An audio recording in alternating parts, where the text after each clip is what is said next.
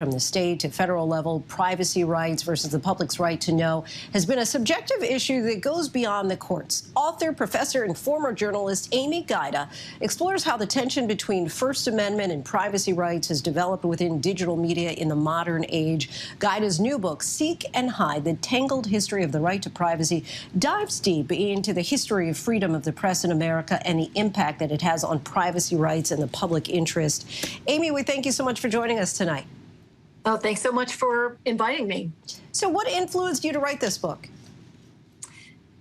I think my work as a journalist and coming to understand being a lawyer and then realizing that there's this whole area of law that I didn't really understand with regard to privacy, but then also having a number of people suggest to me that privacy doesn't exist anymore, that privacy was something from the past in the age of the internet, and that's not the case. And so what I wanted to do was, in effect, celebrate this privacy right, inform people about it, and then also explain about this tension between privacy and the right to know. So you feel that privacy does still exist. Explain how subjectivity impacts the need for the public's right to know versus protecting the right to one's privacy.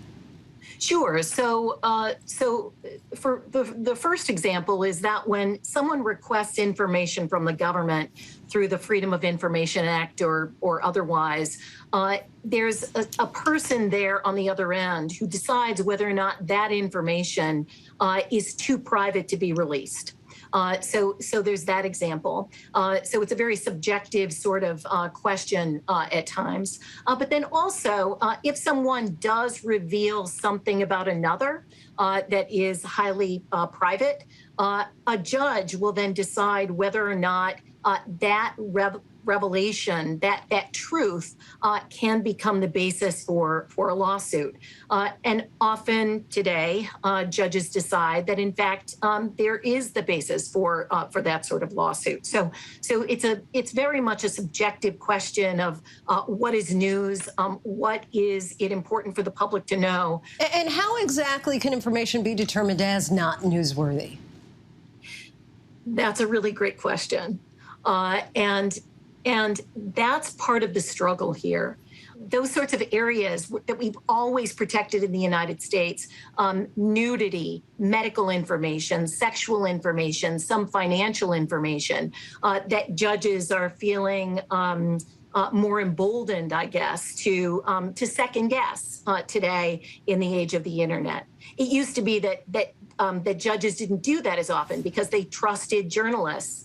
Today, everyone, in effect, is a journalist. Everyone can publish whatever he or she would like, and so judges are feeling more emboldened again to second guess those sorts of publications. And in that way, because you say that everybody is essentially a journalist these days, what do you make of some of the backlash that journalists face when they're often just trying to do their jobs but are accused of invading the privacy of others? Is it harder now to be a journalist?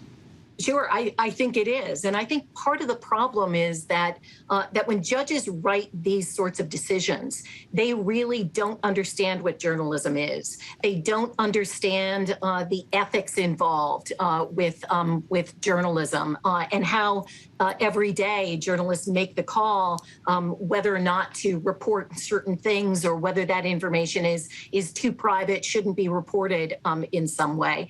And so I think that the more the public, the more judges really come to understand the role of journalists as opposed to everyday media, someone who might publish something on Facebook and otherwise, the better off journalists will be.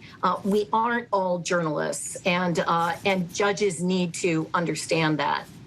And in what ways has the instant access of social media played a part, would you say, in the tangled history of the right to privacy and freedom of expression? Sure. Well, social media and its immediacy is certainly of concern to certain judges, and I think part of the reason is because people can post very quickly, and the information then goes out there. There's no level of editorial review before it gets out there, and that's a real problem on social media sometimes, of course, but then also with regard to journalists as well. Used to be that there was an editor looking at the information, checking it for invasion of privacy, checking it for defamation issues. And that doesn't exist so much anymore. And so you see that level of frustration, I think, within some judges today. Amy Guida, we thank you so much for your time and joining us tonight. Amy's book, Seek and Hide, The Tangled History of the Right to Privacy, is now available wherever books are sold. Hi, everyone. George Stephanopoulos here. Thanks for checking out the ABC News YouTube channel. If you'd like to get more videos, show highlights, and watch live event coverage, click on the right over here to subscribe to our channel. And don't forget to download the ABC News app for breaking news alerts. Thanks for watching.